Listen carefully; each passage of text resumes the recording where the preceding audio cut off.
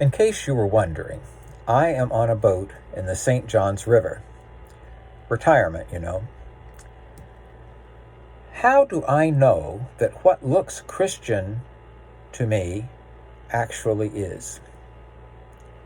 How can I see the theologies of ancient Christian documents as within Judaism without all the overlays of later Jewish and Christian history? When I ask how to see John within Judaism, am I not really asking a question about myself? How do I see John when I place it within what I consider Judaism? Not a bad question. But what if we ask something else? Without classifying texts as Christian or Jewish, can I ask, in what ancient conversations does John participate? This question differs from asking, what writings have influenced John, and what writings has John influenced? And from asking, on what trajectory does John lie? It is simply, can I find traces of ancient conversation where John resonates?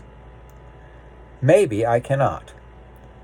John almost certainly grows from an ancient conversation, but we are lucky to have any ancient text to investigate. What remains is spotty and imperfect.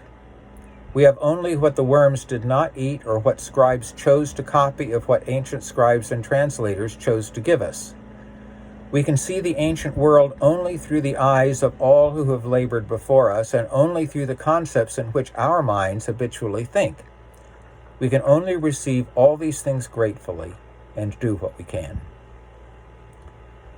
We have just begun to study some of the texts we do have. Parables of Enoch, Hodayot, 1QS, Ascension of Isaiah, or Odes of Solomon might engage a conversation that John might also engage. But each one of these works is complex and difficult, and much of our work has been to set them in historical contexts or to mine them for background. But to hear them as witnesses to ancient conversations, we must understand them in their own right. We must seek to understand what they say and to respond as readers they hope for. To hear them as contributions to an ancient conversation, we must take them seriously and join in conversation with them.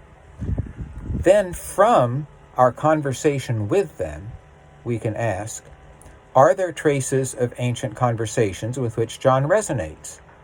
Are these conversationalists whose thinking might stimulate responses John offers, discussants whose own thinking might be fueled by what John says? Is my thinking about John stimulated by them? Have I joined a fruitful conversation?